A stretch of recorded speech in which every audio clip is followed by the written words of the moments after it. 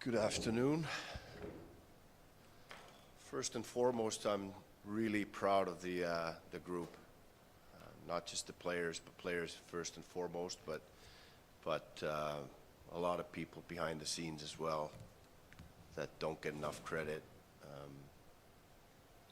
There's so many people. I think the strength and conditioning staff made a huge difference in our level of preparation into this year, and that paid off, especially late in the season. The scouting staff that has done an excellent job on finding these guys that are making an impact in this league mid-round in the first or even later in the draft. The trades that the pro scouts have contributed to, that have brought in great players like Josh Doan that was talked about with Lindy, Kevin Adams, for putting all of that together, deserves a ton of credit. Mike Leone and his staff in Rochester done an excellent job with preparing these players for what it takes to play in the NHL level.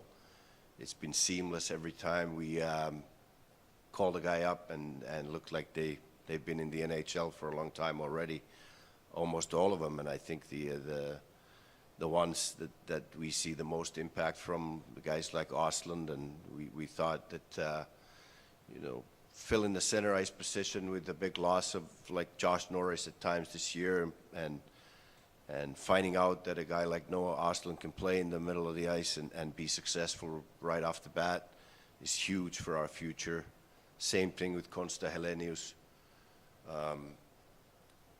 We knew he was a good player. He had a great season in Rochester, and then you put him in the playoffs, and we have talks with the coaching staff that he's good. He's probably ready to play. Can he handle the duties of a center iceman? He goes in and plays great.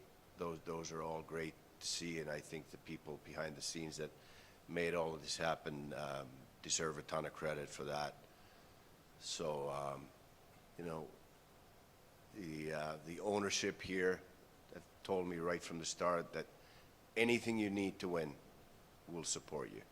And they've lived up to that every time we've had any ask about whether we need to add staff or add technology or whatever it's been. If we have good reasoning behind it, they've lived up to exactly what they've promised. So I want to thank the Pegula family for doing that and believing in us and believing in me and extending Lindy, a no-brainer. He's done a great job with his staff. We talked about this probably I think the first time we talked about it was in LA on that trip, and then we continued the talks, and he wanted to focus on playoffs, but once we got to it at the end, it was pretty quick and straightforward talk, and I think we both wanted the same thing, so it was easy. But just real proud of the whole group and what we went through, how much we learned. Obviously, we're not where we want to be right now, and the disappointment will take a little while, but we did the exit meetings with Lindy together, and I just can't emphasize enough to them and to everybody how excited I am about the future of this group and the potential that we have because of the growth potential that lays within the group. I don't think I've ever seen a group of young men that have so many good potential center icemen in the group. I always believe in building from the back end. I would put our defense next to anybody's in this league. How good we have it back there. The goaltending was solid all year. We wondered about the three goalies ourselves too. Does it work? Well, why wouldn't it work? And now that we have to hire a full-time e-bug, I've even said in the GM meetings before that if it ever happens that we have to put in a goalie into a situation where he has to play a full game in the NHL, but he's never played NHL level hockey and is clearly not good enough to play pro hockey, which is in the rules of the emergency backup goalie. You cannot have pro experience. I think it would be a tough situation to see. So I think having 3 goalies available all the time, it can be a real good way to go. And I think that once we got talking to all of them about it in the exit meetings, they all agreed. They're all real good people, real good teammates, real good pros. I think Lindy touched on it too, that they pushed each other, they supported each other, they challenged each other, they had fun.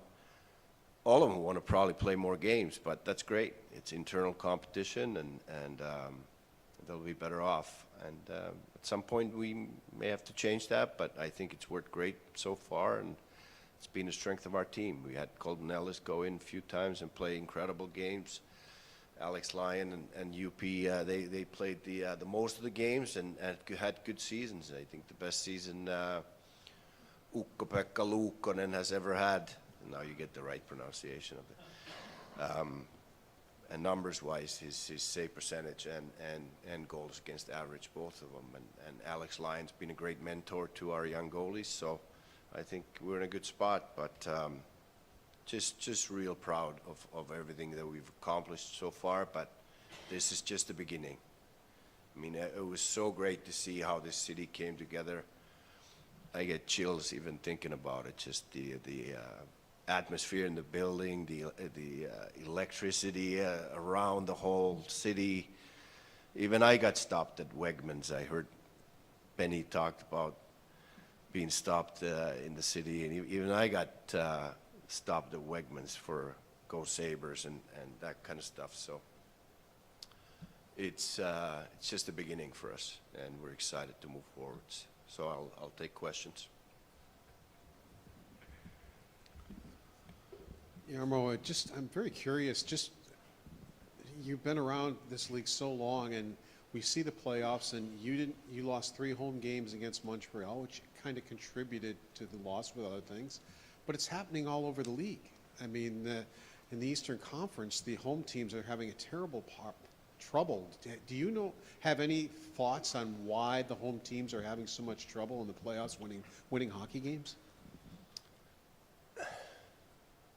We think about it a lot. I don't know if we have the solution or the answer to it.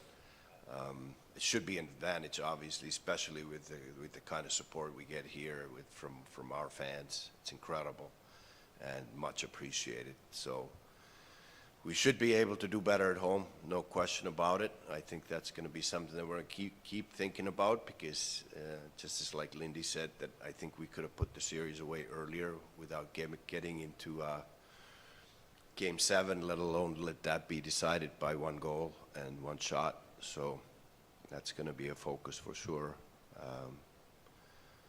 But at the same time, I think it's really important to be a good road team, and I think we showed that throughout the season and in the playoffs as well. In the playoffs, seeing Lindy navigate like the schedule, the morning skates, and switching up the lines, what impressed you about the way he led the group through these last 4 weeks?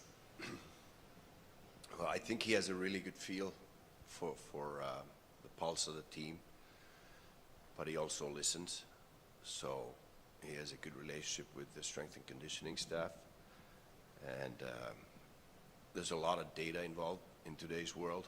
So it's science backed on where we're at, what we need to do to prepare for the next game, and he's very open to that, to listening. Some coaches can be stubborn. This is the way I've done it always. This is the way we're going to do it. He's not like that at all. And that's, to me, that shows a coach that still wants to get better and believes in the new technology, the science behind it and all that. So a lot of conversations with his staff, with the management about different things, whether it's the lineup, the combinations, the chemistry, special teams. He's always willing to listen. I think I've really enjoyed the relationship with him, and you know, I've worked with a lot of coaches, and some of them are more stubborn than others, and some of them listen more carefully than others, and Lindy's you know, been great to work with, just because of he listens and you know, respects different opinions from different areas of the game, whether it's the guys in in the gym, cranking the data together to prepare for the next game, or if it's his assistant coaches or medical staff or the management, he's always willing to listen. Jarmo, how high of a priority is it to get Alex Tuch a new contract, and how valuable is he to this franchise right now?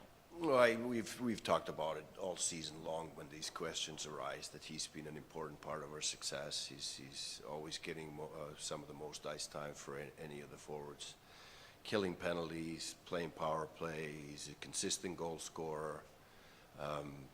He's a valuable part of our team. But just like I've told him, and I tell everybody in the same situation, we make our decisions based on how can we make our team better.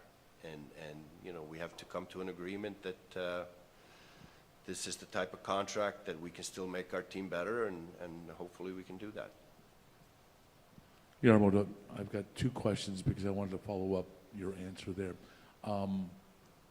How much do you have to weigh in the young guys that are filling in roles that you saw in Ostlund and Hellenius and Yuri's going to be coming back and healthy versus the value of Alex Tuch's value to this team? How much do you have to weigh those two factors when it comes to making a decision?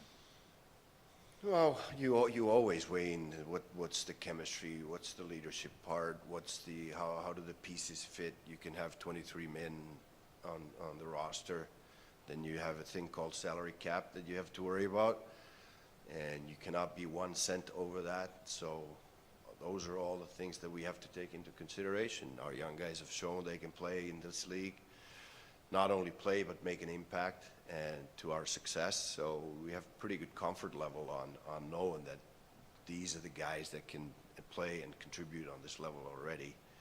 And but you also need experience, you need leadership, and Alex Tuch's been a big part of our success. And the question I was going to ask is, what is it about two so-called retreads, but guys with experience, you and Lindy, who've been around the league for a long time, to come together and achieve this type of success in a very short while at a franchise that hasn't had a lot in recent years? And is there some commonality there? I've said this many times, but from the outside, when I was looking at the Buffalo Sabres, I thought, man, that team has a lot of potential, a lot of talent on the team. And I think once the coaching staff's message started getting through that we need to compete, we need to be more disciplined, we can't do the stupid stuff, as we call it, when we shoot ourselves in the foot when we're leading the game and cause our own problems. And we started winning hockey games. And once you start winning hockey games, you start believing in it. You start believing that if this is what we do in consistent basis, we're going to win hockey games. And when you go 10 in a row, it's like, okay, this is working. Let's keep doing this. And when you get that belief, even if you lose a couple games, you're like, no problem, we're going to get back at it. I think we showed that resiliency at the end of tight games where we might have been down by a couple goals. Guys just kept believing in this is the right way to play. This is what gets us back in the game, and we did. So, but from my time as a general manager, like I just said, I've really enjoyed working with Lindy. I enjoy his sense of humor, his experience, his passion for the game, his details, how he's still evolving as a coach. He's not a spring chicken anymore, but he's a student of the game. I view it the same way.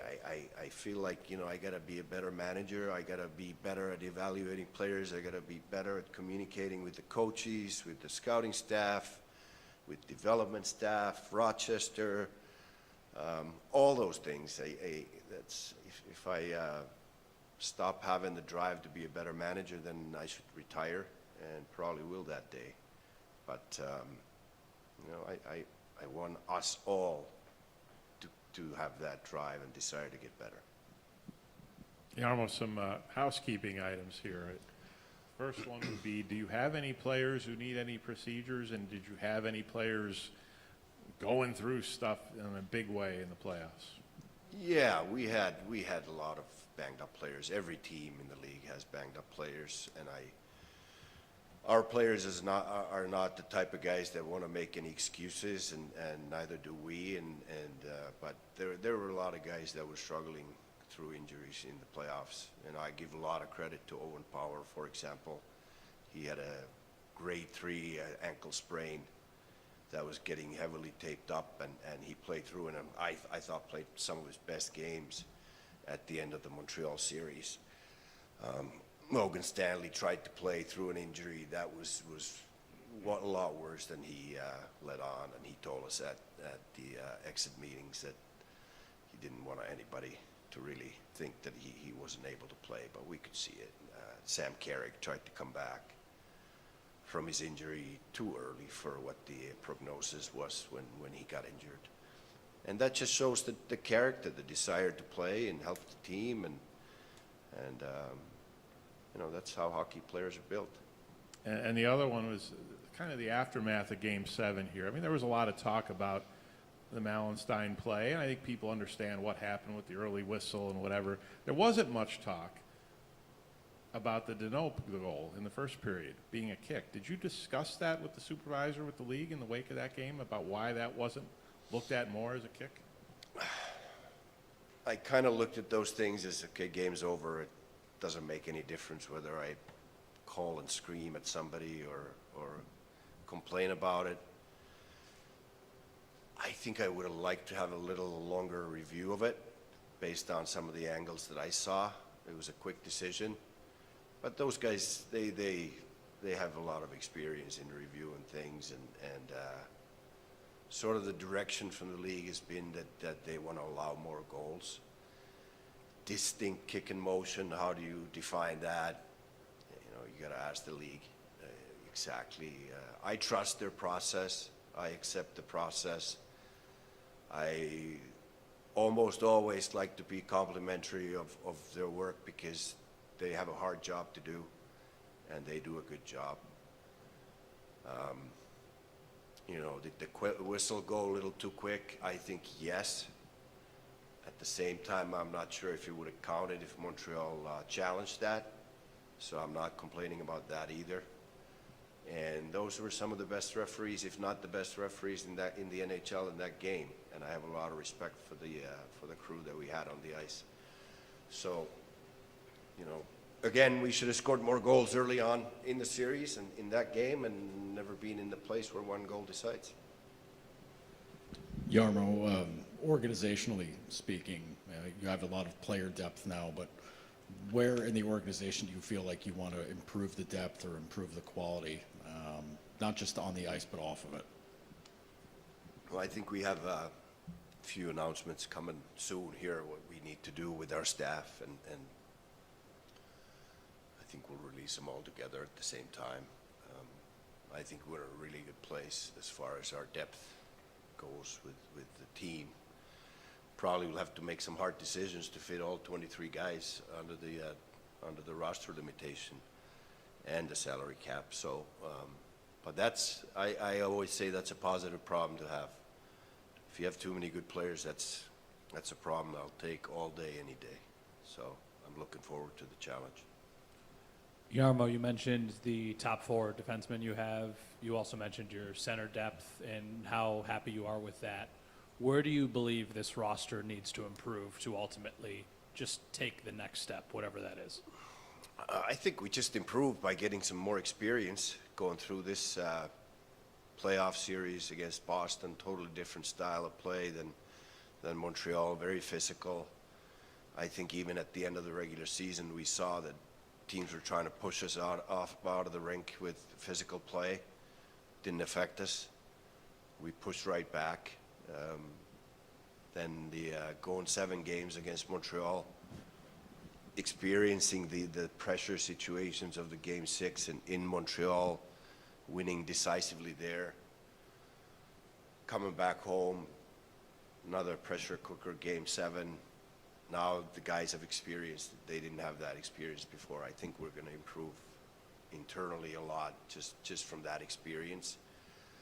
We're going to look at every aspect of our team that we can improve on. Same mindset for the player side as we have for coaches and management. Just find any way to find that little little difference that we can make to get better, from preparation to player evaluation to player selection, and finally the roster decisions that we have to make before we get to next season. So we're going to look at it all.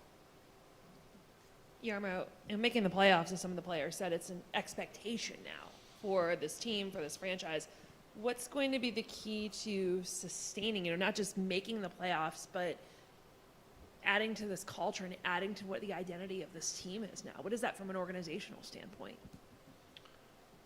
Well, I'm glad that the players say that, but I also know that me and Lindy, we warned them all day today in the exit meetings about it's going to be harder, because there's nobody coming here thinking that it's going to be an easy game.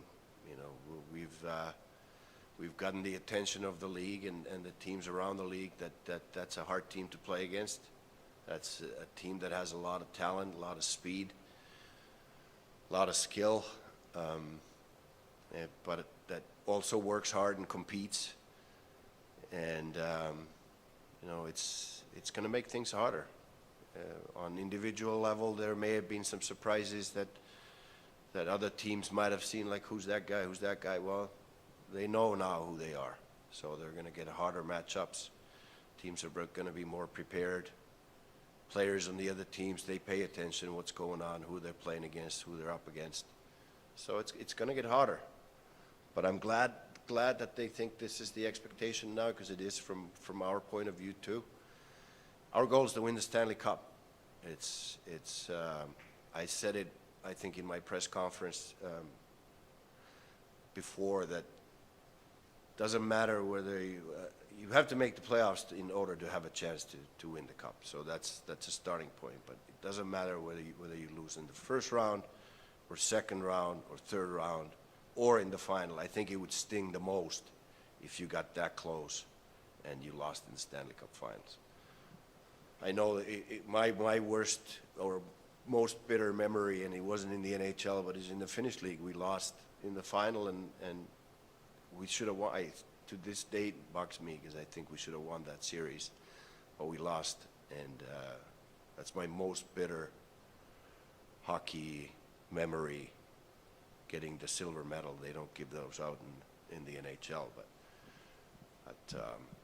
and I truly believe that once we go through this process, that it stings now losing in the second round. We accomplished something this year, good stepping stone for the future, good growth process. But until we get to lift the cup, it's always going to be a bitter ending. So our goal is to win the cup, to bring the Stanley Cup to the city of Buffalo and its passionate fans that deserve it, and we're going to do relentless work until we get there. Jarmo, a couple of random things. You expect Justin Danforth to be ready for next season? Yeah, he's pretty close to being healthy now. Obviously, a tough season with him losing pretty much the whole season with a freak injury like that, breaking his kneecap and needing another procedure to remove some cartilage that was bugging him there when he was going through his recovery, hoping to come back this year. But he should be fully healthy next year. So he had 2 surgeries? Yeah, he needed the initial surgery to fix the kneecap, but then there was some cartilage loose there that was bugging him with his movement, so need to be cleaned up. And Devin Levi, he's a kid who was viewed as the goalie of the future here. He spent a lot of time in the NHL early in his career. He spent the entire season in Rochester. What, if any, future do you see for him? Going forward, I guess. Well, he's a talented goalie, and he's played some great hockey in the American League level. He's played some games in the NHL. Probably the toughest position of any positions on a hockey team is to get the responsibility to be a goalie that the coaches rely upon on a regular basis. And I think almost every goalie in the league has gone through the process of when they need to develop and play games, they have to play in the minors, because it's the most demanding position. Every mistake is on the board. You don't get better by sitting on the bench. So until they don't need waivers, or the time that they don't need waivers and they can play games in the minors, almost every goalie, even the superstar goalies in the league, have gone through that process. There's very few that step right into the NHL without playing in the minors over the history of the league. So he's just getting through that process now, and next year he'll need waivers. So, you know, it's another part of that process, and we'll see how he keeps developing. And I think he's an NHL caliber talent that has a potential to be a good goalie in this league for a long time. Jarmo, with Michael Kessler, he had 3 injuries that really derailed his season. I know he tried to play through one of them, and then he gets more healthy near the end of the year, but he's not in the lineup. And of course, as any player would be, he's upset about that. So where is he at now? You know, that you have talked to him. I mean, does he still want to be a part of this? And how do you feel about him moving forward? I've actually had several conversations with him during the year. You know, try to recognize a player when he's struggling a bit and maybe needs to have that conversation. So I talked to him a couple times during the year about his situation. I think that we have lots of belief in his ability. A great skater, big guy, right-handed defenseman. We've seen the potential that he has. Tough season, obviously, with the injuries, and again, I think it's adjusting to the new team as well. Our top 4 is really, really good. And if you come from a situation where you might have had top 4 minutes before, expecting to get top 4 minutes here, it's tough competition. It's really tough competition, and then you might have to adjust your style of play a little bit. You might have to just be the reliable 5-6 now instead of being a top 4. And I don't blame any player for trying to be hungry for more. But first you have to fulfill the role that you're in and be proud of it, and then you can grow. And if the coaches decide that, okay, it's time for him to grow to be a little bit more than we've given him, then he'll get it. But, you know, I think every player that gets traded goes through a little bit of an adjustment period with that, where they have to settle in with their new team, what their role is, how they fit in with all of the components and the chemistry of the team, and I think that was part of his season too. But I've also seen how hard he works when he's not in the lineup. You know, I'm usually in the gym in the afternoon when the players leave. Well, he was still there a couple times long after other players had left, and going hard at it just to be ready whenever he was called upon. And you know, he had his chances late in the season here too, to get back in the lineup and prove that he belongs. And you know, we have a lot of faith in his ability, and that's why he's here. Jarmo, what are your initial thoughts on Zach Benson, the season he had, and just the contract situation? Obviously, kind of unique with him being so young and the cap going up like it is. Yeah, I'm excited about that. That's a great situation. I mean, that's why we locked up Josh Doan early, because we saw the character, the competitiveness, and the potential for leadership role long into the future. You want to lock guys like that up, and that's the same thing with Benson. I see him as a true core piece that fills all the boxes. Maybe not the height, but everything else. I mean, the way he plays, how he's just relentless, a dog on the bone. I can't say enough good things about Zach Benson. I mean, he's got skill, he's got hockey sense, he's got instincts, he's relentless, he's a competitor. What a great playoff he had, and again, I'm so excited about the level that he can get to still. I mean, he should have been just first year out of junior this year. His age, he's 20 years old. He just turned 21 to have his first legal beer in the playoffs. I mean, he's just getting started. Even when you look at him, he looks young. He still looks like a boy, and we'll just wait until he becomes a big, strong man that we're going to be pushing him to get to I might make a visit to Western Canada just to see that his summer training's going the way it's supposed to, and I think he's really bought into that now with Gally and his group. So I can't wait to see where those guys can get to when they reach their peak, and I think there's so many players like that in our group. There's Jack Quinn, there's Josh Doan, there's Owen Power. There's so much growth potential within our group of those young players, Jiri Kulik, Ostlund, Helenius. I could go on, and I say this to the older guys too, that hey, don't you ever stop thinking that you can't get better. There's always an area where you can get better, even if you're Jason Zucker. I said that to him today. I mean, there are areas that for sure he can get still better at and make a little difference. And there are a lot of great players around the league that have that longevity. They play into their 40s or close to 40s, but find different ways of getting better within their game. Maybe it's not the speed anymore or the quickness part of it, but it's the decision making, the smart, the little things, the stick, the battles, the poise, all those little things that you can get better at. But I'm just really, really excited about our group. You've mentioned your top four a couple times also.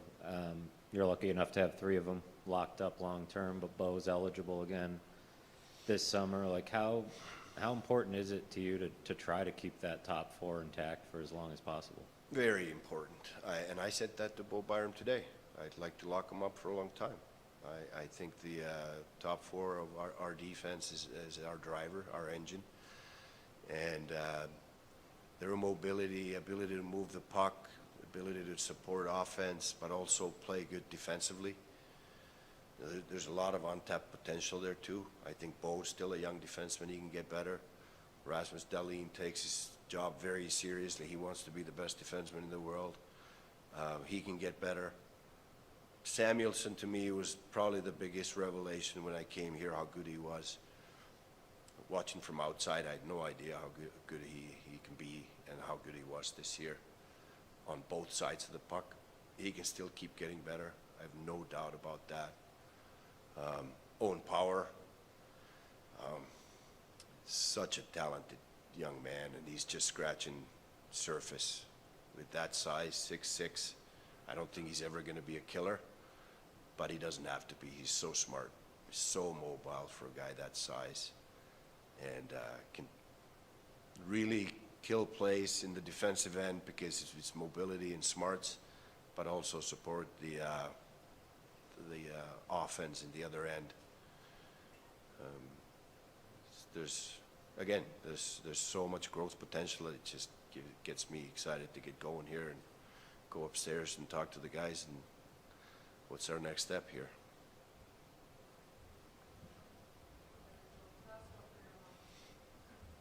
Jarmo, you teased some staff announcements coming forth. Will those be in the front office or will those be in the farm system? And what are your vision and goals for this organization from a management perspective? We'll be the best management in the league. I think that's. I want to be a real good general manager. I expect all of our staff to be the best in their areas. We have our amateur scouting staff here this week. They've done a great job. I expect them to be the best amateur scouting staff in the whole league.